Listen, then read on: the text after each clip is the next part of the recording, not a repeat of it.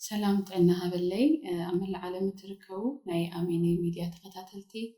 ሎማ አንቲ አብ ናይ መምህር ክብሮም ካሳ መንበሪ ገዛ ተረኺብና ንሳኹም ሕፅር ዝበለት ፃንሒት ክንገብር ኢና መምህረይ ዕድመይ ፃውዒተ ያኽብርካ እዚ ልመስል ጊዜ ስለለሃኻና እግዚአብሔር ያኽብረለይ ብጣዕሚ እየ ለመስግን ክብል ይፈቱ المجمعنا كبرت يا لو ما أنتي مستملكتنا كوفيلة كمهارية متيلوزي كردا كاستوعلية متيمو ونت فقادة خاقينو سلالتك أنا بتعمي دس لأني بدكامي ترأسي حزي المتأخو يغريتا بزميلكات حدقات بزميلكات يونا لافتي وانا قد قدم محلافنا يقريتها تاي مالتيو بمنصر مصحف قدوس حدقت مالت تايو እሺ ክብረት ያበለይ ይቅርታ በመንጽር መጽሐፍ ቅዱስ አይነት ትርጉም ነው አይነት ሐሳብ ነው ነገር ለመረዳ ማለት ይቅርታ ቀጥተኛ ትርጉሙ ህድገት ለቀጥተኛ ትርጉም ነው ዝማለት ታይ ማለት እዩ ይቅርታ ማል ለነገራት ሸለል ማል ኢልና አይኖስበ ማለት ሓደ ሰብ ክብድል ኸሊ ከጥፍጥሊ ሸለል ደማቁሎ ማለት ይሆነ ወይ ለተመሳሳል بالኮነ መልኩ ምርሳዕ ለከይ ይሆን ኸሊ حمز بديل ነው አጥፊው እዩ ግን እስቲ ክርስቶ ትልገበረን ነገር ተባሂሉ ለሐሳብ አይነት ኸይዲ ይሆነ ይቅርታ ቀጥተኛ ትርጉም ታይክን ብልከለና መህዳግ ልብል ትርጉም ነው ግሪኩ ሲግኖሚ ይብሎሞ ናዝፍት ኸለለ ህድገት ወይ መህዳግ ቀጥተኛ ትርጉምና ይቅርታ ህድገቲ ወይ መህዳግ ይነው ታይ ማለት እዩ አይተበደልካ ይሆነ ግን ለተበደልካ ይበደል መህዳግ ይቅረን መባል ካሳለ ይምድላይ በዝፈንታ ዝማ ከገብረን ክኽል ነው ዝማ ገብረለይ ክኽል ነው ይልካ ትጽቢት ላይ ምግባር ስለዚህ ህድገት ፍጹም ለሆነ ህድገት መሃል ይቅርታ ይልና ንጽዎ ምክንያቱ ሰባት መጀመሪያ ክንብድል ከለና እግዚአብሔር ህድገት ተለይ ገብረልና ነይሩ ወዱ አይምላአኸይ ነይሩ ይላል ወዱ ለተላአኸሉ መሰረታው ምክንያት ለደቅ ሰባት ህድገት ለምግባር ስለዚህ ናሰብ ድህነቱ በገዛ ርዕሱ አብ ይቅርታ አልተመስረተ ሰብ ምንታይ ድህነቱ ተይልናሲ ቢቅርታ ይድ ክርስትና ናይ ይቅርታ ህይወት ይንውላል ለዚህ እዚህ ቢቅርታ ለደሃነ ወድ ሰብ ናምህዳግ ለተሐደገሉ ሰብ ይናን أنا أصل ببعانته يخوني ويببمعلته يخوني ببدقيقه يبدل ግን በብደቂቁ بالبدل ቁጥር በብደቂቁ ለሐድገ አምላክ ስለሌለው ወይ ለነበር ለለም ላይ ለመንባር ዕድል ኩዋው ይፍሪስ በምንም አይነት መንገድ ስለዚህ ለተሐደጉ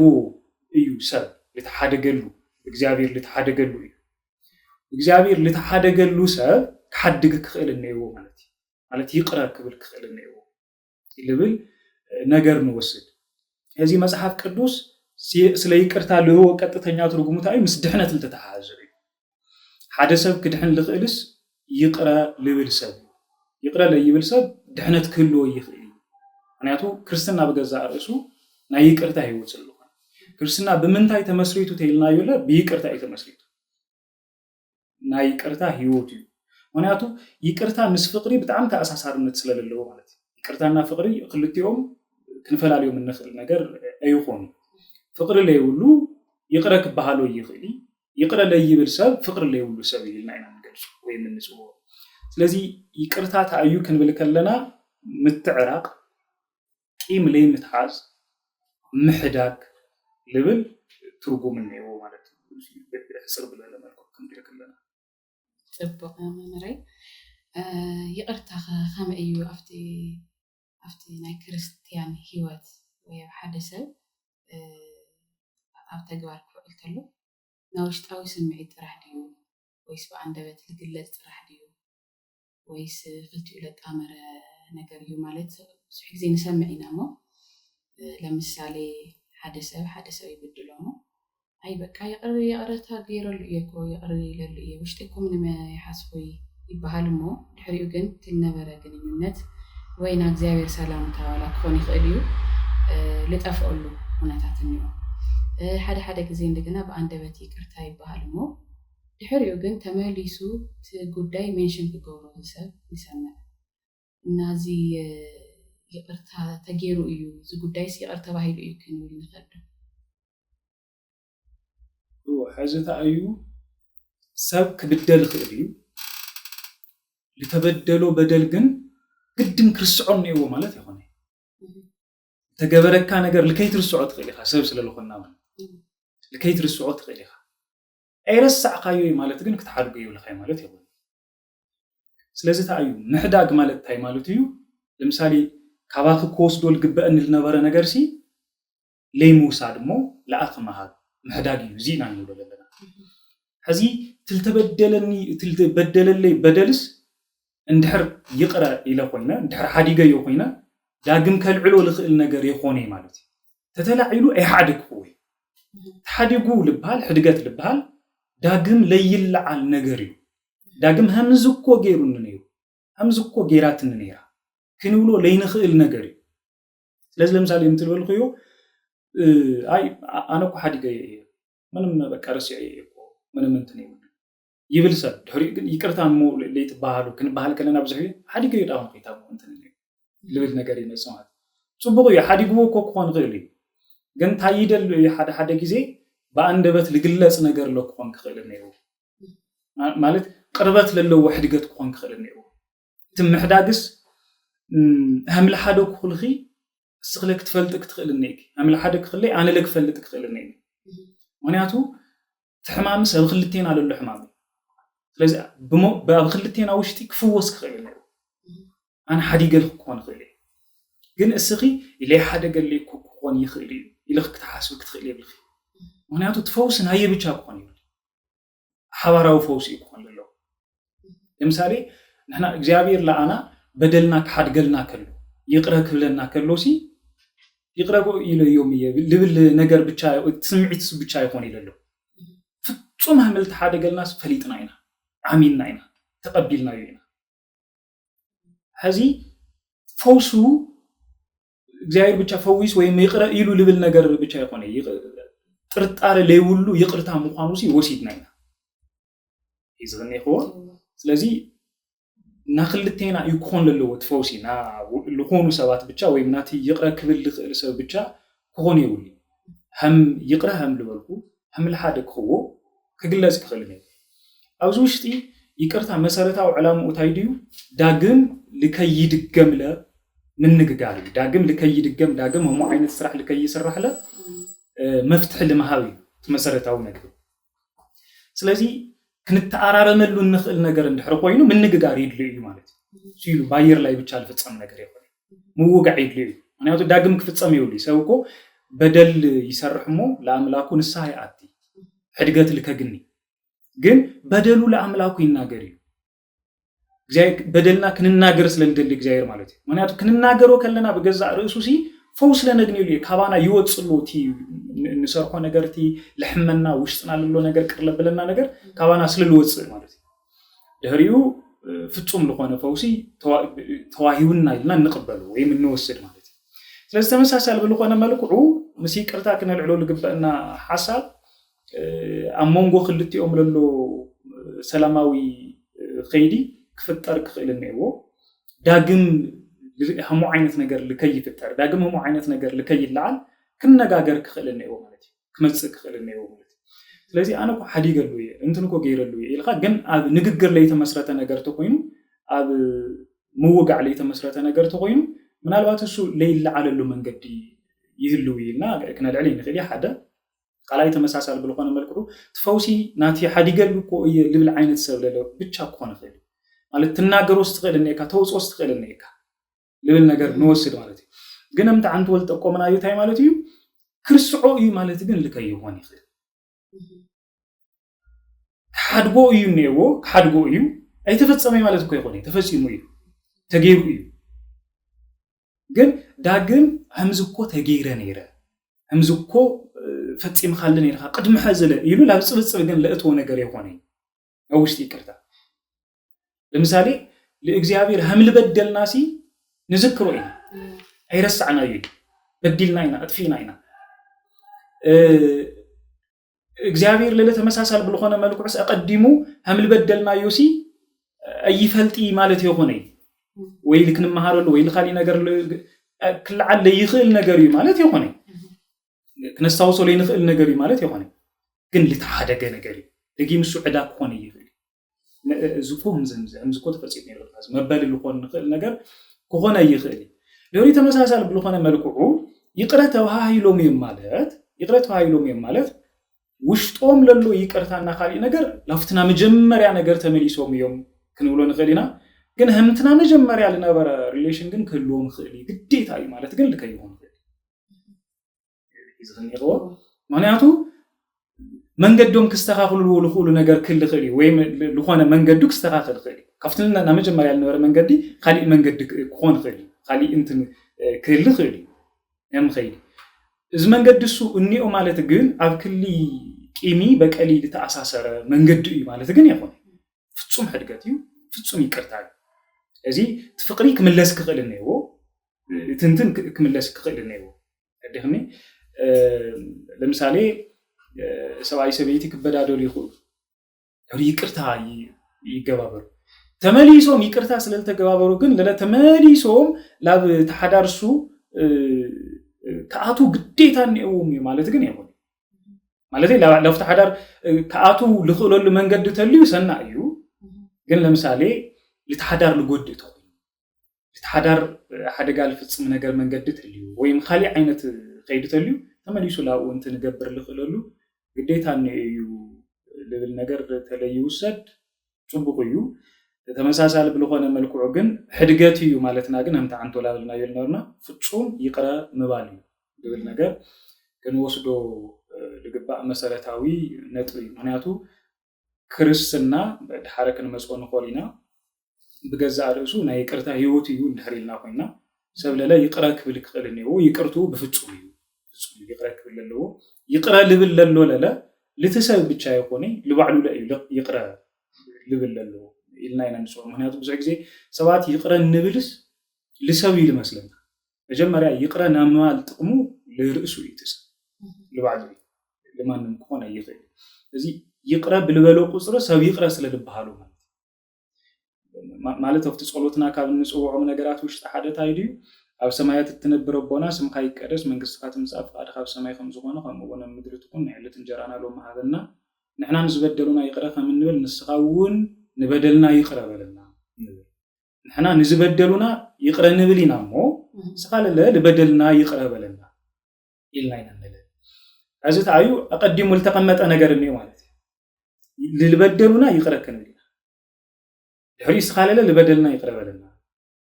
እንድሕር ልበደሉና ይቅረ ለይንብል ግን ንስኻ ለለ ይቅረ ይትበለና ከም ማለት እዩ ስለዚ ሰብ ይቅረ ልበሃሎ ይቅረ ብልበሎ መጠን እዩ ሓደ ግዜ ይቅረ ተይሉ እግዚአብሔር ለለ ይቅረ ይብሉ እንድሕር 10 ይቅረ ለይብሎም አጀንዳታት ተቀሚጡ ኮይኑ እግዚአብሔር ለለ በዞም 10 ይቅረ ለይብሎም አጀንዳታት ይቅረ ለይበሃሉ ጉዳያት ተቀሚጡ እዩ ማለት ምክንያቱ ሰብ ይቅረ ክበሃሎ ልኽእል ይቅረ ብልበሎ መጠን እና ልክ እና ሰማይ ቦኹም እግዚአብሔር ይቅረ ከም ዝብለኩም ንስኻትኩም ይቅረ በሉ ንክሕደገልኩም ሲ ንስኻትኩም ለሕደጉ ኢሎፍቲ ማቴዎስ ወንጌል ምዕራፍ 6 ስለ ና ጸሎታ አንቀጽ ለመረሉ መኸንበቲኡም ልገብር ሐሳብ ዘይ ስለዚ ይቅርታ ልገብር ለሎ ተሰብሱ ሲሉ ቃሕ ስለልብሎ ወይም ለላ በቃ ይቅርታ ደሞለሉ ሐውሲ እንትን ኮን ይውል ይቅርታ ልብሎሎ ሲ ለአርሱ ለልክብል ለባዕሉ ልከድህን ለባዕሉ ልክፍውስ ስለዚ ንፍወሰሉ መንገድ ለምቋኑ ከንሕዞ ልግበና ጉዳይ ስለዚ ካዚ ይቅርታ ሲል ልተበደለ ሰብ ለቲ ግፍዒ ልበጽሖ ሰብ መድኃኒቱ እዩ ኢና ንብለና ማለት እዩ ካብኡ ከዓ ኣይተረድኤ ምናልባት ከይርስዕ ይኽእል እቲ ጉዳይ ልተበደለ ሰብ ከይርስዕ ይኽእል እዩ ግን ከስታውሰተሉስ ምስቃን ዝኸውን ይብሉ ከምዚ ተፈጢሩ ነይሩ ብዝብል ዓይነት መንገዲ እዩ እምበርስ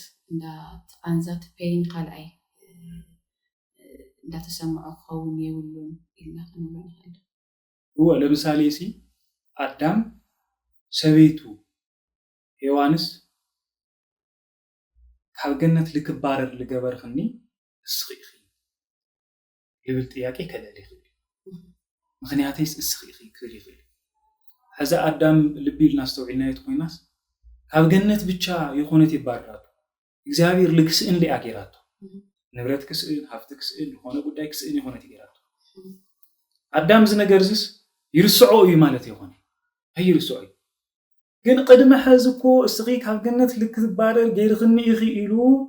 ዝጉዳይ ዘብዝለሎ ከልዕለሉ ልኽእል መንገዲ ተምፂኡ ይቅረ ይበላይ ማለት እዩ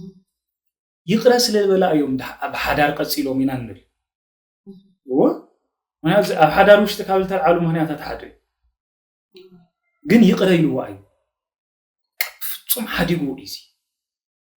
ኣብ ሓዳር ተመሊሶም እዮም ሓዳሮም እንትን ይገብር ኣለው ስለዚ ኣይኾነ ኢዶ ካልኦት እንልዕሎም ምክንያታት ከምዚ ተገይርና ካብ ገነት ለኣክል ቦታ ንምብራር እኳ ምክንያት ኮይናቶሲ ይቅረ ኢልዋ ምስ ሔዋን ምንባር ዶ ጉዕዞ ቀፂሉ ግን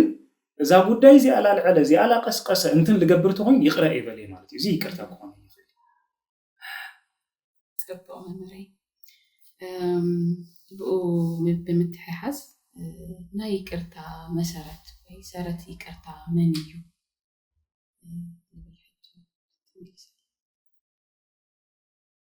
እዚ ይቅርታ መሰረቱ መን እዩ እግዚአብሔር ናይ ይቅርታ አምላክ እዩ ንጽውዖ እግዚአብሔር ናይ ይቅርታ አምላክ ሰብለለ እግዚአብሔር አቦይ ናመማል መብት ለለዎ ናይ ይቅርታ ህይወት ለለዎ ሰብ እግዚአብሔር አቦና ነውሎሲ እሱ ናይ ይቅርታ አምላክ እዩ አቦና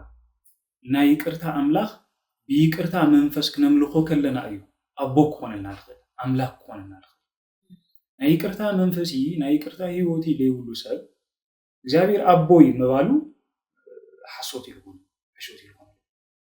ስለዚህ ይቅርታ መሰረቱ ምን እዩ ተተባሂሉ እግዚአብሔር ከነና ከመጀመሪያ ጀምሮ አዳም ሲሒቱ ንስሓተ ልተአተወሉ ኪዳን በሐሙስ ዕለት ወመፈቃለ ዕለት ተወለደ ሞለተ ወለተ ከወደ ኩስተመረበ ከወት ቢዘወከ ልብል ኪዳን ናይ ይቅርታ ኪዳን አምለድሕኑ ልተአተወሉ ኪዳን ናይ ይቅርታ ኪዳን ወይም ቃል ይልና ንጽውዖ ናይ ይቅርታ አምላክ ልበደሉ ሰብ ይቅርታ ገይሩሉ ንብል ተመሳሳሊ ብልኾነ መልክዑ ሕዝም ልልበደለ ልወዲ ሰብ ሓደ ወዱ ቤዛ ዓለም ገይሩ ልኢኹ ወዱ ይሕሊፉ ይውሱ ይቅረ ልክንብሃል ንሕና ናይ ይቅርታ ህይወት ልክህልወና ይቅርታ ልክንምሃር ይቅርታ መንነቱም ልክንርዳእስ ሕዚ እግዚአብሔር ወልድስ ወይም እግዚአብሔር አምላክ አው ኮይኑ ይቅረማ ለይኽእል ኮይኑ ይኾነ ግን ይቅርታ ታዩ ናይ ይቅርታ አምላክ ልጭበጥ ልርአ ልድህሰስ ኮይኑ ኢላብ ዝመሬት ዝመጽና ይቅርታ በገዛ ርእሱ ማለት እዩ ጉሊ ኪዳን እኮ ናይ ይቅርታ ትርጉም በአግባቡ ንርድኦ መንገድ ይኾነ ፍቅርና ናይ ይቅርታ ትርጉም በአግባቡ ጉሊ ኪዳን አይንርድኦ ምክንያቱ ጉሊ ኪዳን እንትትፈልጥዩስ ሕጊ እዩ መሰረቱ ስኒ ከከንድ ስኒ ልብሃልሉ ኸይድ ዓይኒ በከከንድ ዓይኒ ልብሃልሉ ኸይድ ሓዱሽ ኪዳን ግን ና ፍቅር አምላክ ናይ ይቅርታ አምላክ ክርስቶስ ኢየሱስ ልጭበጥ ልድህሰስ ኮይኑ ላብ ዝመሬት ዘብዝለሎ መጽ እዚ ፍጹም ናይ ይቅርታ ለኾነ ስርዓት ሰሪዑ ኸይድ ኢና ነው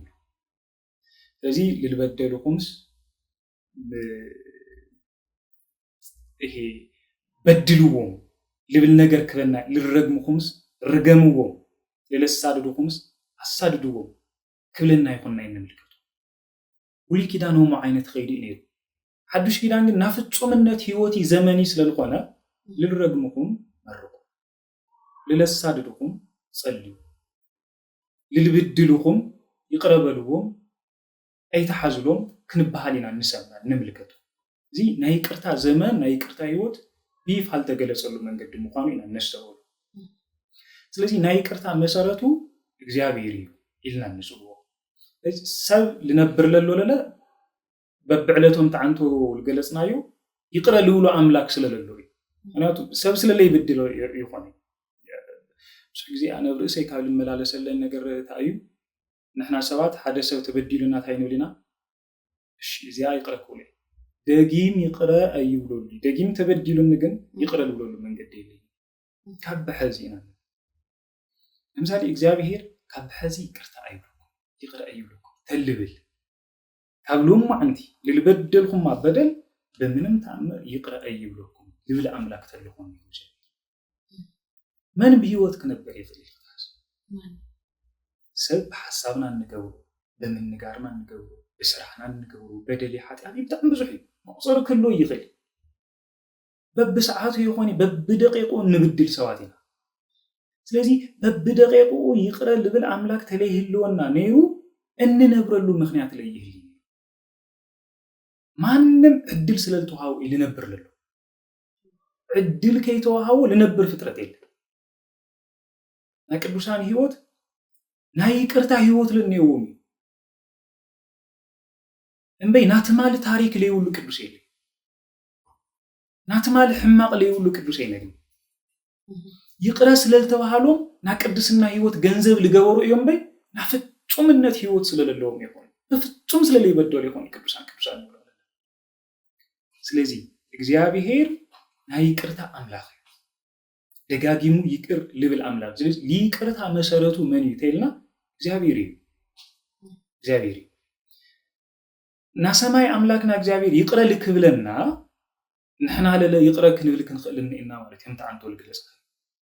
so مسألة مني بعلوان نؤمني تيلنا جابيري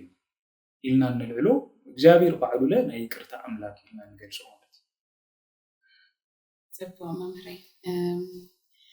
أو تلنا يا قدم أقدسان نقرأ إلنا نيرنانا أبو هميلهم حليفهم ما يكونوا مالت زمن سماعات إلنا نلعلو بيت كريستيان تاريخ زمن سماعات اللي هون جيزي هميلهم حليفهم يكونوا نالوات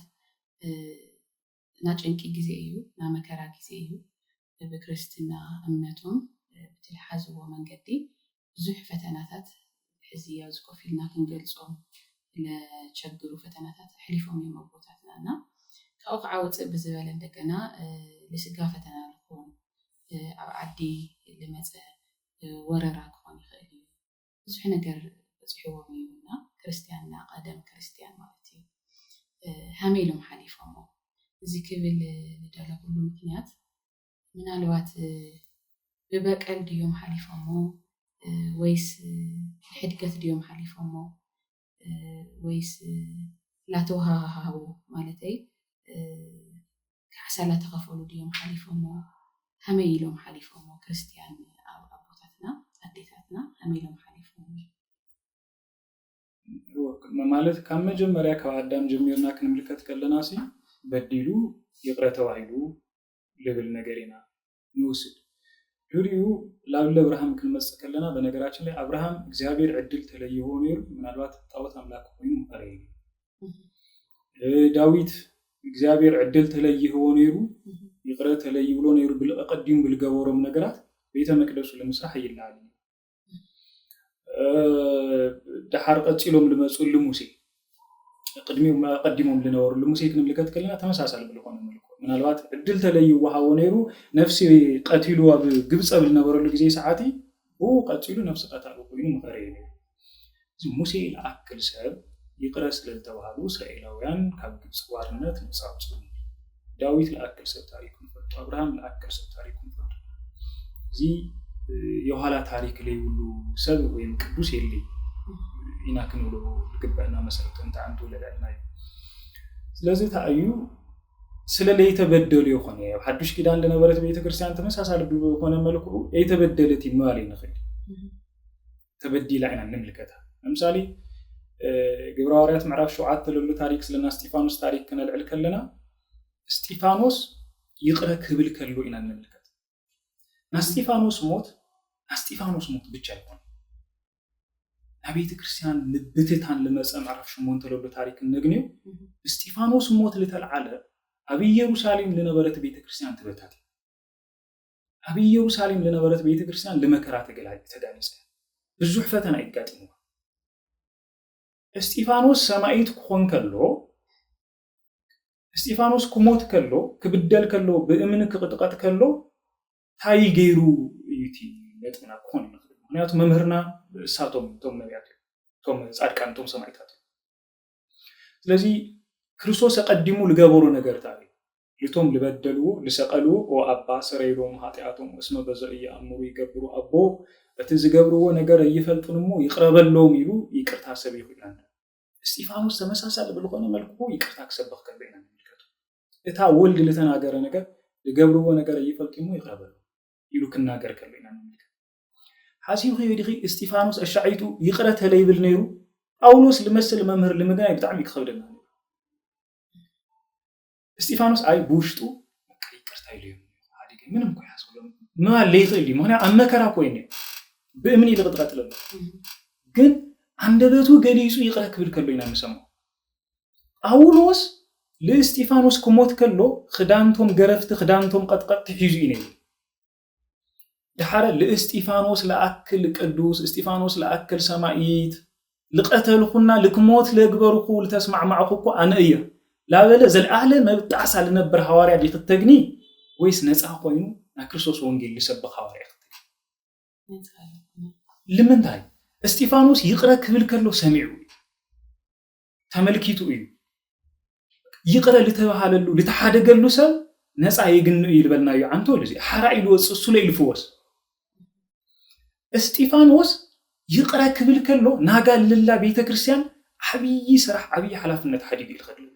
ይቅርታ ሚሪ ይቀድሎ لتانا ناغانا بيت كريستيان سبختي شعو لጳውሎስ لأكل بنا እስጢፋኖስ ሞት ልተስማዕ مع السبب حدقت كنغرو كلو ኢና ንምልከቱ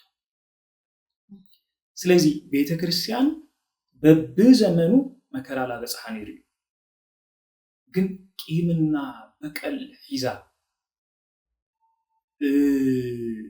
ይቅረ አይብሊ ቂምና በቀል ሒዛ እዚአቶም ለገበሩንማ አይሐድጊ ላበለት በምንም ተአምር ምንም አይነት ታሪክ የለም همز عينت بيت كريستيان سل ባህሪያ አይሆነ እዩ ና ቤተ ክርስቲያን ማናቱ እግዚአብሔር ናይ ይቅርታ አምላክ እዩ ባህሪው እዩ እግዚአብሔር ከባህሪያቱ ሐደሲታ እዩ ተተባሂሉ ይቅረባሃል እዩ ይባሃል እግዚአብሔር ስለዚህ ባህሪያት ቤተ ክርስቲያን ሐደታ እዩ ተተባሂሉ ይቅርታ ምግባር ይቅረምባል ባህሪ አለ የሆነ ነገር ቤተ ክርስቲያን ጌራ ምባል ለግባእ ነገር የሆነ አይተ ገብሪ ከባህሪያታ ሓደ ከመግለጽታታ ሓደሲ ይቅረምባል ስለዚህ ይቅረ ላበለት ያ ሐሊፋ ዮሐንስ አፈወርቅ ኣብ ዘመኑ ልልነበሩ አላውያን ነገስታት ኣብ ዘመኑ ልልነበረት ንግስቲ ከሳድድዎ ከሎ መከራ ከብጽሕሉ ከሎ ቂምና በቀል ሒዙ አድማ ከልዕል ከሎ ይሆንና እንምልከት ምክንያቱ ይቅረና ለይምባል ውጽኢታት ሓደት አይኮን ኸሊ ቂም ምትሓዝ በቀል ምትሓዝ ድሕሪኡ ኣብ ልዕልቶም ሰባት ሳቶም ምልዓል ኮነ ኸሊ አፈወርቅ ዝላ ገበረ እንምልከቱ ኣብ ኒቅያ ጉባኤ ለነበሩ ናቤተ ክርስቲያን አበውስ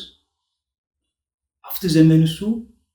ናቤተ ክርስቲያን ምእመናን ስለለይ ነበሩ እንምልከቱ ግን ልገርመኪ አዛ ናኒቅያ ጉባኤ በ300 25 ዓመተ ምህረት ተአከው 318 ናቤተ ክርስቲያን ሊቃውንቲ መብዛሕቲኦም ሊቃውንቲ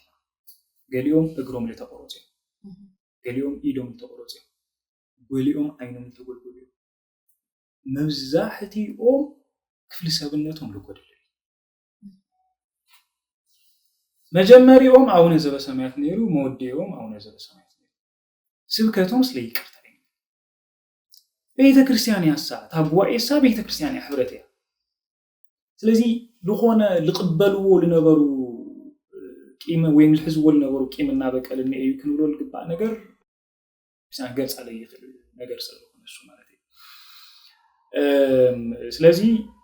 ታቤተ ክርስቲያንሳ ይቅረላ በለት ያመጽያ ናይ ይቅርታ ህይወቲ መንፈስ ይለለ ነይሩዋ ንብላ ተመሳሳለ ብልኾነ መልኩ ባህሪያዊ መግለጽ ያይልና ንገልጾ ማለት ስለዚህ ናስጢፋኖስ ታሪክ ግን በጣም ዓቢ ታሪክ ዓቢ ምሳሌ ለሆነ ኸይዲ ስለዚህ እስጢፋኖስ ለመስል መንነቲ ህይወቲ ለለዋ ቤተ ክርስቲያን ያ ንመልከታ ክሳብ ለለናዩ ጊዜ ሰዓቲ ታቤተ ክርስቲያን ትጽቢት ልግበራሱ እስጢፋኖስ መንነቲ ህይወት ይለለዋ ቤተክርስቲያን ኢና ትጽቢት ንገብር ልብል ነገር ተልውሰድ ጽቡቅ እዩ በተለይ ለለ ቤተክርስቲያን ለመርሆ ቦታ ለምሳሌ ጴጥሮስ ሐዋርያ ክርስቶስ ደቀ መዝሙር እዛ ሐዋርያ እዚ ሎማዓንቲ ምስ ክርስቶስ ላበልዕላ ሰተየ ነይሩሲ ኣብ ጊዜና ክርስቶስ መከራ ግን ሓውላ ሰሓን ይኽተል ክርስቶስ ከይድ ለክርስቶስ ተማሊ ምሸትስ ኣነማ ብፍጹም ይክሕደካ ይብላ ተነገረ ለነበረ ጴጥሮስስ እዚ ብናጉኡ ግን ስሙ ለምጽዋዕ እኮ ሓፊሩሲ እዚ ትብልዎ ለለኹምስ ኣነ ይፈልጦ ላበለ ስሙ እኳ ከይገለጸ እዩ ክርስቶስ ከክሕድ ከሎም ንምልከት ድሕሪኡ ግን ለጴጥሮስ ሰብ ልገበሮ ታዩ ተይልና ይቅርታ ጴጥሮስ ይቅረት ለይ ይባሃል ነይሩ ጴጥሮስ ለመስልና ቤተክርስቲያን አገልጋል ዶ ማለት after ቫቲካን ኮረብታ ለተሰቀለ ለቁልቁል ተዘግዝቁል ተሰቀለ ጴጥሮስ አይነግኒ እዚ ጴጥሮስ ዘብዝለሎ ለግኒናዮ ቢቅርታል ተሰርሕ ጴጥሮስ ቢቅርታል ተሃነጸ ጴጥሮስ እዚ ለለ ኣብ ክህነት ለሎ አካል በተለይ ነብይ ክርስቲያን አቦ በተለይ ይቅርታል ምህሩ ይቅርታል ሰብኩ ይቅርታል ይቅረልውሉ አቦታትና ሙኻን ክርስቲያናው ግዴታ ነው እዚ ተለይ ኮይኑ ጴጥሮስ ናጋንጎ ናይ ይቅርታ ህይወት ለይውሉ አቦቶ ኮይኑ ስለ ይቅርታ ናመምሃር ሞራል ይውል አቡነ ዘበሰማያት ይሉ ናምጽላይ አቅም ይክሎ ይኽሊ መንፈሳዊ አቅም ክሎ ይኽሊ ማንያት ሁሉ ጊዜ ሰባት ኣብ ጸሎትና ክንጅምር ከለና ምክንዓጽም ከለናሲ ተናዓንቶ ልበልና የና ነገር ቀላል ነገር ይሆነ ነህና ልልበደሉና ይቅረህ ምንብል ተወዲያ ልልበደሉና ይቅረክ ቅድመ ሁኔታ ይተቀሚጡ ነው ክርስቶስ እዚ ልበለሉ መሰረታው ምክንያት ታዩ ነህና ልልበደሉና ይቅረህ ምንብል ለተቀመጠሉ መሰረታው ነገር ታዩ ክርስትናስ ናይ ይቅርታ ህይወት እዩ ታሳ ንበደልና ይቅረበልና ጥራህ ይሆነ ምክንያቱ ሰብ ለአምላኩ ልብድል ሁሉ ለሰብ ለይብድል ስለዚህ ክትበደሉ ከለኹም ሲ ይቅረበሉ ይቅረታይልኩም ይቅረክ ብለኩም እዩት ማሰ እዚ ኣብ ጸሎትና ሁሉ ጊዜ ኛ እንድሕር ንሸግራለና ኮይና खाሊው ኣብ ኣምሰ ጻሕና ንዘላለና ግን እንድሕር ለይ ንዘላለና ኮይና እዚ አይና እንብላለና ሁሉ ጊዜ ደጋጊምና እንገላ መሰረታዊት ነገር ዚያ ደሪ ጴጥሮስ ጥያቄ ጠይቁ ሓወይስ ተበድሉኒ እንደ ጊዜ ይቅረብሎ እንደ ሻይ ከገሱ ሸዓተ ጊዜ ይከገሱ ይሉ ጥያቄ ከጥይቅ ከሎ ይختمልከት ክርስቶስ ለመለሰው መልስ ግን ሸዓተ ጊዜ ከሆነሲ ሸዓተ ጊዜ ሰብዓ ይቅረብሎ ፍጹም ሁሉ ጊዜ ይቅረብሎ ማለት እዩ ደጋጊም ኻሲ ይቅረብሎ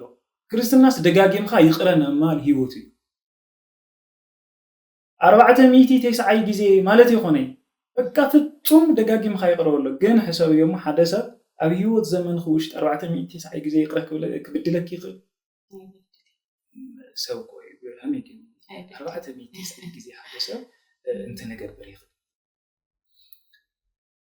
ፍጹም ሁሉ ጊዜ ግን ፍጹም ጊዜ ፍጹምስ ይቅረበሎ የተመሰረተው ሐሳብ ጴጥሮስ እዚ ጠይቆ ጥያቄ ካብ ክርስቶስ መልስ ተዋይ ይዝልፈልጥ አቦይ ይዝልፈልጥ ሐዋርያ ይዝልፈልጥ ነብይ ተክርስቲያን ይልካል ስለዚህ ሁሉ ጊዜ ይቅረ ልብል ሐዋርያ እና ደቀ መዝሙር ናምኳን ግዴታ ነው ስለዚህ ቤተክርስቲያን ኣብ ዘመነ ሰማዕታትን ኣብ ዘመነ ሐዋርያትን ኣብ ብሉይ ኪዳን ለነበሩ ቦታት እና ይቅርታ ህይወት ለነበሩ ቦታት ኮይና ምክንያቱ ክርስትና ባዕሉ ንእግዚአብሔር ውሉድ ምኳን ንእግዚአብሔር ሰብ ምኳን በገዛ ርሱ ናይ ይቅርታ ህይወት ለለዎ ምንነት ስለሆነ ማለት እዚ ማለት አይተበደል ማለት ኣብ ህይወት ክልሽም ኮየሰብስ ክብድለክ ኣብ ገዛኺ ኣብ ስራሕኺ ስልጣን ለሃው ኮየሰብሲ ክብድለክ ድድሕሪ ኮይን ወገክ ትማሊ እንጀራ ለሃው ኮየሰብስ ለማዓንተ ጸጸርክን ልሰንክ ትማሊ ጽቡቅ ልገበር ሁሉ ሰብስ ለማዓንተ ሕማቅ ገብረክ ክእል እወ ንብዳልኒ እዩ ግን ይቅረበል ያው አውሽጥኻ ለሎ ልተበደልካዩ በደልሲ ፈውሱ ምሕረቱ ይቅረብ ማለት ይቅረብ ተለይ ኮይን ኪም በቃ ካልኦት ነገራት ላታዚ እዚ አለለ ዲያብሎስ ይደልያል ምክንያቱ ዲያብሎስ ለዘመናት ለአክል ለሃነጹ ዓብይ ህንጻሲ ክፈርሶ ይደሊ ዓብይ ጎል አክል ህንጻታት ኃጢአታት በደላትና ይቅርታ ልብል ቃል ይቅርታ ልብል መንፈስ በሓደ ጊዜ ከመቅጽበት ስለለፍርሶ ማለት ምክንያቱ ልበደልና ለኃጢአትና ለኽፋአትና ጎል ለአክሉ ችግራትና ከፍርሱ ወልኹሉ ይቅርታ እዚ ዲያብሎስ ሰባት ይቅረ ለከይብሉ ለገብሮ መንገድታት በጣም ብዙ መንገድታት እዚ ዲያብሎስ ዘመናት ለአክል ለይቅርታ ላተፈታተነው ጸኒሑ ሕዝም ይፈታተነው እዩ እዚ ከነፍርሱ ይልግበና ይትቆይ እሱ ከነፍርስ ከለና ዲያብሎስ ስራ ፍሪሱ በመሰረታው ነገር ይመስል ማለት ጽቡቅ መምራይ ስለ ይቅርታ ከናልዕል ተለናሲ በዳሊ ተበዳሊ ይሆን ክልተ አካላት ነው መስለንና ተበዳሊሲ ከፍተ በዳሊ ለድለ ነገር ይሄሉ ደሆን ተበዳሊ ይቅርታ ይቅሬታ ንኸገብር ንኸሐድግ ሕድገት ንኸገብር ከፍተ በዳሊ ለጽበው ነገር ይሄሉ ዶ ግዴታ ድዩ ማለት ተበዳሊ ይቅሬታ ከሐትት ነው ይቅረግ በለ ይበድለካ ይክብል ነው ወደ ግዴታ ተጎደ ሰብ ሕድገት ንኸገብር ክልቲኦም ክርስቲያናዊ ግዴታ ነው ተበዳልለ ይቅረበለኒ አምባል ክርስቲያናዊ ግዴታ ነው አመጠን ክርስቲያን እሱ ተዘይሐል ይቅረ የበለኒ ሞ ይቅረ ይብሎ ይማል ግን እትለለ ክርስቲያናዊ መንገድ ይሆነ ስለዚህ ክልቲኦም እትለ አመጠን ክርስቲያን ይቅርታ ክብሎን ኢሉ ይቅርታ ክጥይቅ ክኽልኒው መንፈሳዊ ግዴታ ነው እትለለ ተመሳሳለ ብልኾነ መልክዑ ይቅርታ ስለለ ይጠይቀኒ ይቅርታ ስለለ ይበለኒ ይቅረ አይብሎይ ክብል ይብሉይ ምክንያቱ ለልበደሉና ይቅረ ከምንብል ያ ሕዝም ንመጻ ጉዳይ ሳያ ተለይ ኮይኑ ኢዲ እግሩ ይጣሚሩ ጥርቅም ክብልዩ ማለት ምንም ክፍጽሞ ለኽል ነገር የለም ቲ ለበደለም ተመሳሳለ ብልኾነ መልክዑ መባእኻ ቀድም ምቅራብ ካሲ ተቀዲምካ ነቲ ዝበደልካዮ ሰብ ኸይድኻ ይቅርታ ጠይቅ ድሕሪው መባእኻ ቅድሚ እግዚአብሔር ስምረት ክሉ እዚ እሱ ይቅረና ማል መንፈሳዊ ግዴታ አምደሎ ሁሉ እትለለ ተመሳሳለ መንፈሳዊ ግዴቱ ይቅርታ ክሳውል ጥይቆ ጽባይ እዚ ልብል ሐሳብ እንትን ክባል ይውል ከመጽቅ ይውልና ስለዚህ ለክልቲኦም ለምልከት ነገር አውተለና ብዙሕ ጊዜ ሓደ ክርስቲያን ምእመን ሕግ እግዚአብሔር ተማሂሩ ሲሆን በመስማዕ ምስራቅ ለምሳሌ ኃጢአት ምዃኑ ንፈልጥና አሰብ ነፍሲ ምጥፋእ ኃጢአት ምዃኑ ንፈልጥና ስለዚህ ካብኡ ንዕቀ ለምሳሌ ዜና ለግልና ይቅር ለይምባል ይቅሬታ ወይ ደም እንደገና በደለካ ሰብ ሕድገት ለይምግባር ናይ ሓደ ክርስቲያን ሰብ መብት ድዩ ግዴታ ክርስቲያናዊ ግዴቱ ክርስቲያናዊ ግዴቱ ለምሳሌ ሕማቅ ነገር ይንገብርዎ ሕማቅ ነገር ምግባርስ ታይ ስለልኾነ እዩ ኃጢአት ስለልኾነ ይቅረ ለይማልስ ኃጢአት ምንም እዚ እንት ነግበር ክኽእል ይብል ይቅረ ለይብል ክርስቲያን ሲ ኃጢአት ሒዙ ልነብር ለሎ ክርስቲያን ማለት እዚ አበው ካክናገሩ ከለውሲ ለይጻልኡ መላእክቲ ለይተዓረቁ አጋንንቲ መላእክት ሰይጻሉ እርስ በርሶም ሰይበዳሉ እዚ ምስተበዳደለ ግን ሰባት ስለልኾና ንበዳደሊና ነጥፍኢና መላእክት ይኾንና ኢና ንበዳደልሞ እንድሕር ይቅረ ለይንባህል ግን እዚ አጋንንታው ስለ አጋንንታው ግብር ይባል ማለት ስለዚህ በምንም አይነት መንገድስ ሰይጣን ለሰብ ይቅረክ ብሎ እና ይቅረክ ባህሉ ለእይደል እዚ ባህሪ ተመሳሳለ ብልኾነ መልኩት ክርስቲያን ይቅረና መባል መንፈሳዊ ግዴታ ነው እዚ መንፈሳዊ ግዴታ ዘብዝለሎ ጽድቅ ስለልኾነ ግብር ጽድቅ ስለልኾነ ቤተክርስቲያን ኃጢአት ለይምስራሕ ጽድቅ ለይምስራሕ ልበሃል ትምህርቲ ይብላ ክርስትና ጽድቅ ምስራሕ እዩ ስለዚህ ጽድቅ ምስራሕ እዩ ማለት ታይ ማለት እዩ ይቅረማሉ ይዲ ይግርኻ ሚርኻ ጥርቅም ማለት ይሆን ስለዚህ አንተ አንተ ላልነውና ይቅርታ እንተንተለይ ማለለ ይሆን ምክንያቱ አምቲ ህዝብ ደጋጊመ ልብሎ ለለኹ ነገር ታዩ ንብድሊና ነጥፊና ታ ነጥብ ክትመጽእ ልግባአስ ይሳያ ቤተክርስቲያን ተባይላ ክትጽዋዕ ልትቃልስ ናይኺና ሓደ ናኩላትና ስብስ አነ ይበድል ትበድል አሁን አይበድል ንብድሊና ፍሪዛ ቤተክርስቲያን ዚአ ይቅረ ልብላ አምላክን ነው ንሳክና አትከለና ክነት እንትን ይቅረ ክንልከለና ክንምለስ ከለና ይሕደገልና የዚ ናምሕዳግ ክርስቲያናዊ ግዴታ ነና አብ ቅዳሴና ውሽጢቲ ሰራ ኢዲያቆን ካብሉሎም ነገራት ሓደ ነው ያን በርበሲ ውስጠልኩ ቂማ ወበቀለ ወና ተወስላላ ይደብሱ ይላይለም ማንም ልኾነ ይኹን ሰብሲ አብልቡ ቂም በቀል ቀናት ተንኮል እዚአቶም አይሕድር አብልዕሊ ብጻዩ አብልዕሊ ልኾነ ይኹን ሰብ እዚ ይቅርታ ለምግባር ማለት ታይምለት አውሽጥ ልኾነ ተተሐዘ ነገር ማለት ስለዚህ እዚ ገይሩ ለቤተ እግዚአብሔር ናምኻድ መብቴ ይውል ማለት ወይ ሞራል ይውል ትክክለኛ ይሆን እሱ እዚ ገይሩ ስጋና ደሙና ምቅባል እዚ ገይሩ ኣብ ቅድሚ እግዚአብሔር ናምቅባል እና ምቅራ መንፈስ ክህሉ ይኽእል እዩ ስለዚህ ክርስቲያናዊ ግዴታ እዩ እና ክንወስደው ልግባና መሰረታዊ ነገር ጽቡቅ እዚ ሕቶ ከልዕሎ ለሓሰብ ሁሉ ምክንያት ብዙሕ ግዜ ቶም አንተ ወይዶልናዮም ብዙሕ ታዩ ንሳተፈሎም ነገራት እዮም ማለተይ አእምሮናስ ለለመዶም ነገራት እዮም ከበቲ እና ንሓስቦም ነገራት እዮም ናይ ቅርታ ጉዳይ ክመጽተሎ ግን እሽሽና ንብሎ ኢለስ ለሓሰብ እዩ ግዴታና ድዩ መብትና ኢለከተ ይራካለ ካልኩ ምናልባት ብዙሕ ግዜ ኣብ ዕለት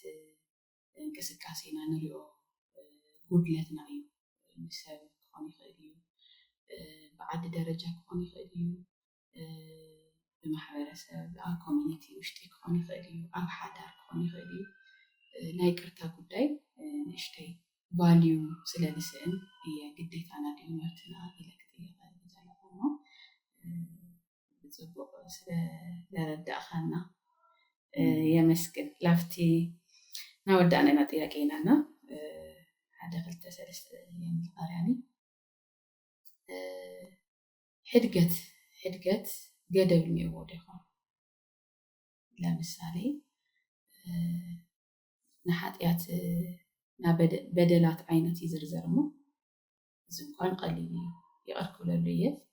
አይ እዚ ግን ከቢድ ስለዝኾነ ለምሳሌ ብበዝሒ ሰብ ክኾን ይኽእል እዩ ሓደ ሰብ ለሓደ ሰብ ክብድል ተሎይ ለ10 ሰብ ክብድል ተሎይ አይ ቤተክርስቲያን ብዓይነ ቤተክርስቲያን ንወግዕ ኣለና አይ እዚ ሰብ ለ10 ሰብ ስለልበደለ ይቕርታ አይግባእ ይቕርታ ይባሃል እዚ ግን ያው ሓደ ሰብ እዩ ችግር የብሉ ይቐርነዎ ዓይነት ትምህርቲ ብስሩ ነይርዎ ይፈልጥ ዶ ነይዋዶ ክንብል ንኽእል ኢና ገደብ ነይዎ ድዩ ብስሩ ይቅርታሲ ገደብ ነይዎ ድዩ እዚ ታዩ ማለት ሰብ ክብድል ይኽእል ከጥፊ ይኽእል ክምለስ ተለይኽኢሉ ስለለይ ተመለሰ ገራ ለቤተ ክርስቲያን ስለትብል ቅዱስ እግዚአብሔር ቃልም ለቤተ ክርስቲያን ተነግራ ቤተ ክርስቲያን ከይፎቴት ደሊያቶ ፎቴያቶ ከሆነ ተገዲዳ ናዩ ነፃ ፈቃዱ ምርጩ ስለልኾነ ክትፈሉ ይትኽእል ነገር ግን ተሰብስብ ተመለሰ ተኾን ይቅርታ ልጠይቀሉ ጉዳይ ተኾን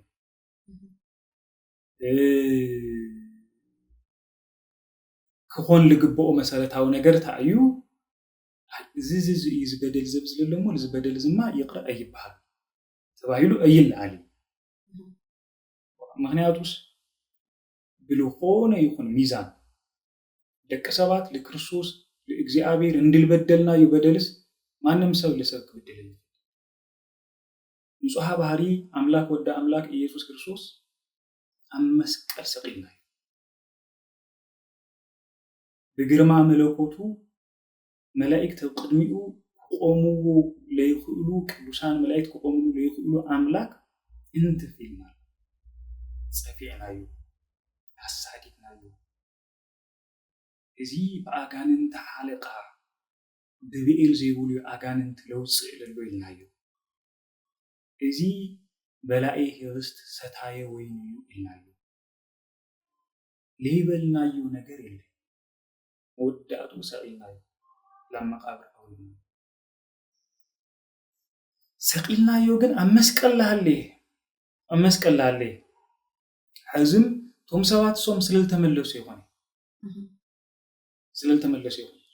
እሱ ግን ተገበሮ ነገር ብሙሉኡ ይቅረ ክብል ከሎ ኢና ንምልከቱ እንሰምዖ ስለዚህ ብልኾነ ይኹን ሚዛን ልዝማ ይቅረ ኣይብል ክንብሎ ንኽእል ሓጢያት የለ ምክንያቱ እንታይ መሲሉ ሰብ በዲሉ ቅድሚ እግዚአብሔር በዲሉ ሲ እግዚአብሔር ይቅርታ ተጠይቁስ እግዚአብሔር ይቅረ ለይብሎ ሓጢያት እንይብሎ ይብል እንድሕር ይቅርታ ጠይቁ ለምሳሌ ለመንፈስ ቅዱስ ልጸረፈ እሱ ይቅርታ የብሉይ ንስሐ የብሉይ ልብል ነገር ነለል ለመንፈስ ቅዱስ ልጸረፈ ማለት ኣብ እግዚአብሔር አብ ኣብ እግዚአብሔር ወልድ ኣብ እግዚአብሔር መንፈስ ቅዱስ ወይ ቅዱስቲ ኦርቶዶክሳዊ ተዋሕዶ ቤተክርስቲያን እምነት ኑፋቄ ለልዕለ ማለት ወይ መናፍቅ ልኾነ አካል ማለት ግን ካብ ጽርፈቱ ተተመሊሱ መንፍቅና ጽርፈት ስለልኾነ ለእግዚአብሔር ጽርፈት ስለልኾነ ካብ ጽርፈቱ ተተመሊሱ በሐቅ እንድሕር ተመሊሱ ኮይኑ ግን ቤተክርስቲያን ይቅበለካ ይዘው ወይቲ ለመንፈስ ቅዱስ ተጻሪፍ ይሞ ስሬት ይውል ለኃጢአቱ ማለት ይሆን ስሬት ይውል ለኃጢአቱ ማለት ይሆን እግዚአብሔርስ ልሰብ እዚ ተገይርኩም ዋላ ንስሐ እተውሉ ይቅረ አይብለኩም ልበለና በደላትስ የለው ልልበደልናዮ በደል እግዚአብሔር ይቅረ ህምልብለልና ቃል አፊልና ናት በደል አይነታት ይሆን ይተገሊጾም ለምሳሌ መጽሐፍ ቅዱስ ክንምልከት ከለና ኣብ ማቴዎስ ወንጌል ምዕራፍ 6 ካብ ቁጥሪ 14 ለሎ ጀሚርና ተተመልኪትናዮ ንሰባት ኃጢአቶም ይቅረ እንተይልኩም ናይ ሰማይ ቦኹም ድማ ንኣኻትኩም ይቅረ ክብለኩም እዩ ንሰባት ኃጢአቶም ይቅረ እንተይሉ ኃጢአቶም በደሎም ታዩ እዚ ኃጢአት ይኾን በቃ ለኾነ ይኾን ኃጢአቶም ይቅረ እንተይሉ ሰማይ አቦኹም እግዚአብሔርን ይቅረ ክብለኩም ነገር ግን ኃጢአቶም ይቅረ እንድሕር ለይልኩም አቦኹም ወን ኃጢአትኩም ይቅረ አይብልኩም አይ ዝማ ይቅረ አይብሉ እንድሕርልና አቦና ለአና ኃጢአትና ይቅረ አይብለና ታንቶ ጸሎት ለደጋጊመና እናልዕላለና መሰረታዊ ሐሳብ ስለልኾነ ተዚያ ደጋጊመ ለለለሎ ተመሳሳል ብልኾነ መልክዑ ማቴዎስ ምዕራፍ 18 ቁጥሪ 22 ክንምልከት ከለና ለጴጥሮስ ዝተናገረው ነገር ንምልከቶ ለጴጥሮስ ዝተናገረው ነገር ንምልከት ወሪድና 35 ክንምልከት ከለና ካባኻትኩም ንሕድሕዱ ንሓው ካብ ልቡ ይቅረ እንድሕር ዘይሉ ናይ ሰማይ ቦኹም ወን ተመሳሳሊ ናይ ሰማይ ቦይ ወን ይቅረ ክብሎ ይኽእል ይቅርታ ካብ ልብ እዩ ካብ ልብ እዩ ሶ ይቅረ እንድሕር ለይሉ ናይ ሰማይ ቦ ዘይውን ይቅረ ክብሎ ሲልናይ ደሞ ይቅረን ወሎትና መጽሐፍ ቃል ለመፈጻም ይኾነ ካብ ልቢ ስለዚህና አንቶ በደላቶም ንገልጾም ለነበርና ነገራት ካብ ልቢ ይቅረ ልብሃሉ ነገራት ምዃኑ ይነን ነገር ምናና ሰማይ ቦና እግዚአብሔር ይቅረ ክብለና ከሎ ናልሐለፈ ሰነድና ይስርዙ እዩ ማለት ቅድመ ሕዝ ከምዚያ ጌርካንን ያካይሉ ሰነድ ልመዝዝ አምላክ ይሆን ሶቲ ይቅርታ ዘብዝለሎ ፍጹም ለሆነ ይቅርታ ይኩዋብ ጉቦ እና ሰንጠረዥ ሙጻይ ካዲ ክብለከደለ እዚ እንትን ስለልኾነ ኢልና ሰንጠረዥ ክነውጽሎም ንኽእል መንገድታት የለም ሰንጠረዥ ነውጽሎም ኃጢአታት የለው ምክንያቱ ብዙሕ ግዜ ሰባት ለኃጢአት ሰንጠረዥ ስለነውጽሎ እንዲና ኃጢአት እንሰርሕ ዝኮን እሺ ኃጢአት ታመጸገም ነው ስለልባል ለዚህ ዳር መፍቀሬ ጦር ሰሎሞን ለተበዓል ወይንሲ ለተበዓል ግራት ለጸግም ውስጥም ዓበይቲ ኣናብሲኹም ቶም ኣናእሽቲ ወኻሪኦም ንሕና ኣናእሽቲ ኢልና ሰንጠረዥ ለቐመጥናሉ ሳቶም እዮም እቶም ለጸግሙ ምክንያቱ ክርስቲያንስ ልሰብ ከይቐትል ይኽእል ቶም ኣናእሽቲ ግን ብዙሕ ግዜ ኩሉ ግዜ ፈተና ይኾንዎ እሞ ድሓር ንእሽተይ ወረቀት ምፅቢልና ላብዛ ባስኬት ነእትዋ ኣምፂና ላብዛ ተርሽዋ ኣምፂና ላብዛ መኪና እታ መኪና ምፅያ ደለ ዓብዪ ተራራ ጎቦ ተረከብ ማለት እዩ ስለዚ ሰንጠረዥ ምውፃእ ልከኣል ነገር ኣይኮነ ይቅርታ ለኩሉ እዩ ይቅርታ ልግበር ይቅርታ ግን እዚ እንታይ እዩ ናቲ ሰብ እሱ እንትወላለልና ኢልናና ምጥያቅ እኒኦ ንሕና ለለ ይቅርታ ምባል እኒኦ ግን ህም ቤተ ክርስቲያን ተመሳሳሊ ብዝኾነ መልክዑ ቂም ሒዛ በቀል ሒዛ እንትን ጌራ እዚ እቶም ዝተገይሩኒ ዘን ዝተገይሩኒ ላበለት ናብ ምግባር እንትን እኒኦ ማለት ይኾን እዚ ማለት ኣይንመሃረሉ ማለት ይኾን ክንመሃረሉ ንኽእል ኢና እንትን ገብርሉ ንኽእል ኢና ግን ቂም ትበቀል ሒዝኻ እንትና ምግባር ወይ ናብ ምንባር ህይወት እኒኦ ማለት ግን ክርስቲያናዊ ክኾነ ጽቡቕ መምረይ بدهم بتقريزو سلالفانا فالأي مليسة لاو حلفي ناي كرتا ناي قريتا نحدقت بركت لا مثالي أو خلت حوات ما أخل كوني قليل أو حدار كوني قليل محلاف محتاج تعينت بركت يهب يتممن بتلي كم كلل تكراي كلل نريوت لنا ብዙሕ ኣማኒ ኦርቶዶክስ ቤተክርስቲያን ኦርቶዶክስ ተዋህዶ እምነት ተኸታሊ እዩ እሞ እዚ ምእመን እዚ ብዙሕ ልሰኣኖ ብዙሕ ልተቸገሮ ብዙሕ ልሓለፎ እዚ ሕና ኣብዚ ገሊፅና ላይ ንወድኦም ከበድቲ ጉዕዞታት ሓሊፉ እዩ ኣብዚ በፂሕና ኔናና ከም ክርስቲያን ይቕር ብምባሉ እንታይ ዓይነት በረከት ክረክብ ይኾን ምናልባት ናይ ይቅርታ ህይወት ትሕዚ ትፈርሖለና ነገር ከርሕቕ ይኽእል ዶ ይቕር እንድሕር ለይበልናኸ ተሓላሊፍና ላብ ጉድኣት ንወሃበሉ ነገር ቁልፊ ዶ ይኾን መኽፈቲ መዕፀይ ይቕሬታ ወይ ሕድገት ቁልፊ ዶ ይኾን ንኽፉኢ ልፅቡቕ በረከቱ እንታይ ይመስል ሕዚ ተኣዩ ይቕረ ምባል እቲ መሰረታዊ ነገር ትጥቕሙ ቅድሚ ልኻሊእ ልባዕልኻ እዩ ሰብ ሰላም ከግምል ክእልስ ይቕረ ክብል ከሎ ኮይኑ ሓደ ግዜ ንሕብረት ዝኾነ ነገር ልብፅሕካ ይመስለካ ሕብረት እዩ ኢልካ ስለትሓስብ እንቲ ንገብሮ ክእል ክውሰድ ክእል ግን ለለ በቢ ገዛኻ ክመፅእ ከሎ ሕድሕድ እንትንካ ክመፅእ ከሎ ኩሉ ግዜ እቲ ነገር እሱ ብለ ሓሰብካዮ ግዜ ሰዓት ላብ ምንህሃር ላብ ባእሲ ላብ ምክትታል ክሳብ ምብፃሕ ካልኦት ክሳብ ምባል ክበፅሕ ክእል እዚ ከቢድ ነገር እዩ ኣብ ቀረባ ግዜ ላሪእኹም ካብ ዝነበሩ ነገራት ሓደ ስታ እዩ ኣብ ና ካንሰር ሕማም ዘለዎም ሰባት መጽናዕት ካይድ ከሎሲ ካንሰር ካብ ከርሕቁ ካብ ልገብሮም ነገራት ሓደ እዩ ልሓዝኩሞ በደል ተልዩ ልሓዝኩሞ ቂም ተልዩ ልሓዝኩሞ ሕማቅ ነገር ተልዩ ይቅርታ ጠይቁ ተባሂሎም ይእዘዙ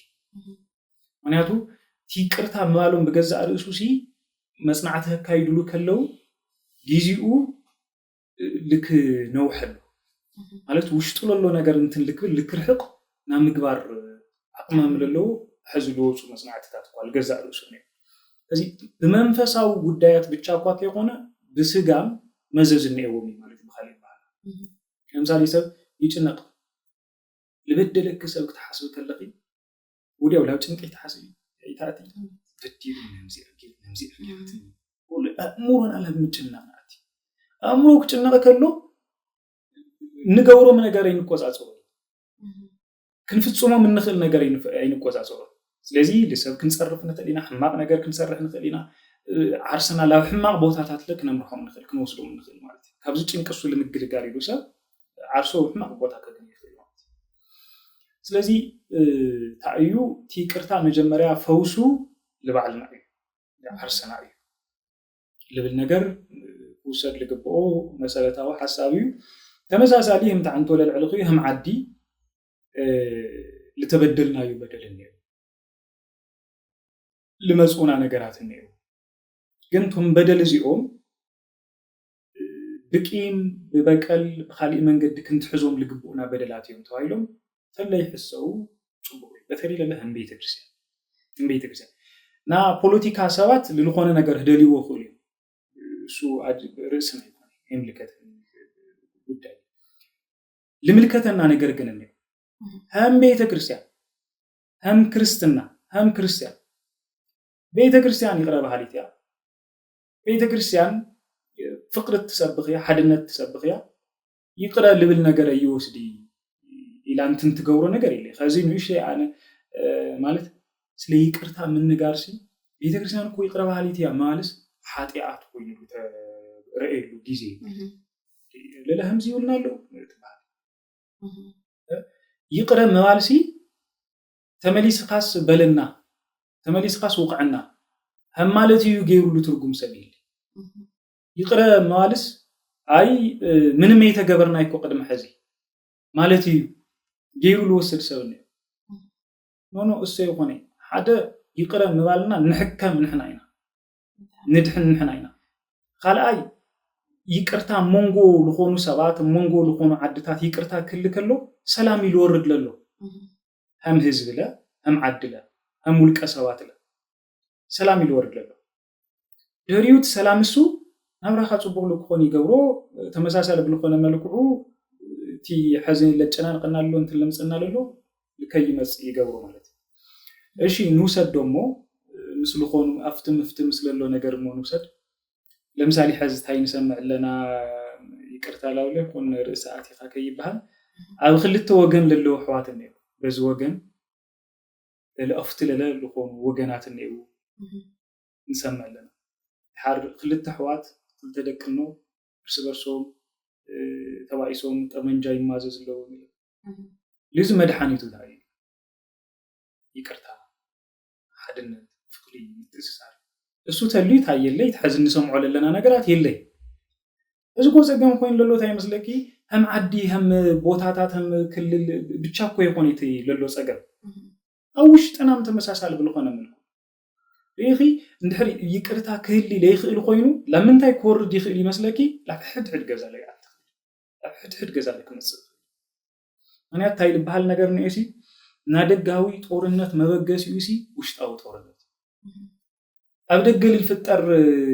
ጦርነት መበገስ ይስ መጀመሪያ ውሽጥ ያባየ ዋኺል ለው ይመስመና አይኮና ስለዚህ በደገለሎ ነገር ውሽጥ ለሎ ነገር ሁሉ ይቅርታ እንትን ምግባሩ ሰናይ ነገር ግን ይቅርታ ማለት ታይሉ ነገር ታንቱ ላላልና ይምነውና ላግለጽና ይምነውና ነገራት ግን ይመጹ ማለት እዩ ሶ ትጥቅሙ ለባዕልና እዩ ልብል ነገር መሰረታዊ ኸይድ እዩ እናተን ወስዶ ጽቡቅ እዩ መጽሐፍ ቅዱስ መወዳት ሓደ ልባ አምላክ ቅዱስ ዳዊት ተናገሩ ነገር ተናገረ ወደ መዝሙር 130 ቁጥሪ 3 بدلنا حاتياتنا تلقو تصر نيروسي أقدمي خان من مقومة ስለዚህ ይቅርታ ቁልፍ እዩ ይቅር ለይ መውሃልና ትንፈርሖ ነገር ይቅርብ ይቅሬታ ሕድገት በመግባርና ክድገም ለይነደለ ነገር ስለጨናአና ነገር ያህቀልና እዩ ማለት ኢና ንወስዶ ንኽእልና ማለት እዩ ለሁላትና ናይ ይቅርታ ልቢ ሃበና አምላኽ አብ መወዳእታ መምረይ ለዚ ሕዚ ለሎ ወለዶ ከተተሐላልፎ ትደሊ መልእክቲ ታልዩ በደል ክበክ ቤተ ክርስቲያን ስለ ይቅርታ ለለዋ ቆዋም ተላገለጽና ይልጸናህና መሰረታዊ ነገር እዩ ሕድሕድና ማለት አብ ውልቀ ማንንም ውልቀሰ ይቅረ ባህል ተቆይኑ በነገራችን ላይ አድም ሀገርም ይቅረባል ይያጡ አጸገም ኮይን ለሎ ታዩ አነ ይቅረ ለይብል ተቆይና ሓደም ይቅረ ለብል ተቆይኑ አሞንጎ ክልቴና ጸገም ክፍጠር ይችላል ይቅረባል ይቅረ ለይብል ስለዚህ خلت أجندات لكلو يقبر ندحر كلاتنا نا يقرتا منفس حالينا ግን كلاتنا ተመሳሳሊ يقرا المال زግጁዋትና ነው ከዝኮ አማንጎ يقرا المال لدل سبيلي ليقرا ليدلي سبله ليلي اول كهيوت ما يدل ስለዚህ ተመሳሳሊ ብለሆነ መልኩ አማንጎ خلتዩ ይቅርታ ከሃሎ ይቀርብ ማለት ስለዚህ መጀመሪያ ልውልቁ ማንንም ሰብ ናይ ይቅርታ ሰብ ገይሩ ባሉ ሾም ክክል ነው ና ፍቅር ሰብ ና ሰላም ሰብ ገይሩ حد ሰብ هم ክርስቲያን ምክንያቱ አቆኑ ነህነ ቤቱ ለእግዚአብሔር ሕያው ይወድ ጳውሎስ ነህና ናይ ቅዱስ እግዚአብሔር ቤተ መቅደስ ኢና እግዚአብሔር ቤተ መቅደስ ተባይሉ ልጽዋዕ ሰብሲ ናይ ይቅርታ ህይወት ለለወሰው ናይ ይቅርታ አምላካው ከሐደር ለፈለ ማለት ስለዚህ حد ሰብ ናይ ይቅርታ ህይወት መንፈስ ዓርሱ ገንዘብ ተልገብር ጽቡቅ እዩ ድሓር ልባ አምላክ ቅዱስ ዳዊት መዝሙሩ መዝሙር 130 ቁጥር 3 ኃጢአትና ተልቁ ጸር ነይሩ ሲብሉሞ ጎይታ ኣብ ቅድሜኻ መን ክቀውም ይኽእል ነገር ግን ይቅርታ በአኻ እዩሞ እዚ እግዚአብሔር ይቅራ ስለልበለና እዩምበይ ኃጢአትና ተልቁ ጸር ነይሩ ቅድሜ እግዚአብሔር ማንንም ተጠው ክብል ይኽእል ሰበይለ ግን እግዚአብሔር በዕለቱ ይቅራ ስለልበለና ኢና ንነበርልና ስለዚህ እግዚአብሔር ይቅራ ህምልብለና ይቅራ ንብል ሰባት ለክን ኮን ክንፈልልና ዶሪ ኦርቶዶክሳውያን በተለይ መናእሰይ ተመሳሳል ብልኮነ መልኩ ሊደቅና ልቀጻሊ ወለዶ كنعقرو كنمحلالفو لغبأنا عبي وهبتو تايو هي قرتا منفس ማለት ታይዱ ንሕና ህፃናት ካብ ከነዕብዮም ከለና በገዛ ርእሱ ንምጾም ነገራት ካብ ይቅርታስ መዝረይ ባሲ መምሃሪና ንፈቶ ወዶ ሰብ ለምሳሌ ይወድቁሞ ታቆይንኻ ንብሎት ህፃ ወዲቀ አምታይ ወዲቀ አብዛ መሬት እዚያ እንትፈል ነው ሙሉ ዝመሬት ወቅዕ ይስቀል ነው ኦኬ ዝህፃን ዘታይል ማር ልልወቅዕካ በሎዲ ከመሃር ወይስ እሺ ለምሳሌ خلتيو ህፃናት ይጋጨዩ ምን ወይ ካንተና ቆይና ናስቲና አቡሽ ይልካይዱ ወገይ በቃ ሰው እዚ መዝረዲና ነምሮላታ ታይልጉ ኮን ልግቦት ህፃን ዘዝሉ ወይ ይቅርታ አስተውሉ ይቅርታ ይልካይ በቃ ሰው ይልና ገና ከህፃንነትና ይቅርታ ከመማር ብላዕሊ ኻሊ ነገር መማር ትኩረት ንገብሩ ወይ መዝረ ወይ ልወቅዕ ካሲ በሎ እዝል ገበረ ካሲ አጽፈይት همز አይነት ነገር ሀቦ ታል ገበረካ ነገር ግበሩ ዛ አይነቱ ነገር ማለት ስለዚህ ታዩ ምሕዳግ ልባል ነገር ይቅረም መባል ነገር ልባል ነገር አዩትና ውሽቲ ክነግስ ልግቦ ነገር ማንያቱ ዕድል ስለልተዋበና ኢና ነበር ለለናሙ ለሰባት ለዕድልና ሀቦ መጽሐፍ ቅዱስ ዕድል ልተዋሃውም ሰባት ና እግዚአብሔር ፈተውት የገልገልቲ ኮኑ ከለውና እንምልከተው ሓደ ጊዜ ዕድል ለሃብናዮም ሰባት ነህይወትና አጋር ኮኑ ነህይወትና ቁልፍ ንውሎም ሰባት ኮኑ እንምልከተው ንخلي ስለዚህ መሰረታው ነገር ይሞ ቢቅርታ ለመጽእ ለለው ወለዶ አብይ ውህብቶን ሀቦ ይቅረ ልብል ወለዶ ንፍጠር ይቅረ ልብል በደቅ ኩሉና ይቅረ ልብል ህዝቢ ለቀጻል ከመጽእ ሐዚ ስለ ይቅርታ ልቆም ሰባት ተቃልቆም ሰባት ወይና ተንነብር ጽቡቅ ይልብል ነገር ተቀመጥና ሰናይ ነገር እዩ ሞዳታ ኩሉ ለخل ነገር እዩ ሐጽዩ ይቅርታ ክርስቲያናዊ ህይወት እዩ ይቅርታ ጽድቅ እዩ ይቅርታ ክርስቲያናዊ ግዴታ ነው ይቅረ ልውሉ ና ይቅርታ አምላክ እግዚአብሔር ለምልኩ ሰባት እዩ እግዚአብሔር ይቅረ ልብለና ይቅረ ብልበልናዮ መጠን ይልክዕ እዩ ይቅረ ከንብል ከለና እግዚአብሔር ለለ አብዚሁ ይቅረ ይብለና አብዚሁ ያድገልና ይቅረ እንድሕር ለይልና ለለ እግዚአብሔር ላይ ይቅረ ይብለና ስለዚህ በመጠን ዘብዝለሎ ይቅረ ባህልት ከንቆም በዘጋጣሚ ኩሉ ለخل ነገር እዩ እግዚአብሔር አምላክና ይቅርታ መንፈስ ህይወት ያድለና አሜን አሜን አሜን ለመስከል መምሬ ስለነበረና ጊዜኻ መስዋዕት ጌርኻ ተጻውዕት ለተቀብልኻ እዚ ልመስል መልእክቲ ስለተመሓላለፈ አነ ለኮፊለ ስለተመሃርኩ ናይ ይቅርታ አምላክ ጎይታ እግዚአብሔር ተመስገነ ይሁን ለአኻለ ብጣዕሚ የለመስገን ላመጻና አይንሳና አሜን እሺ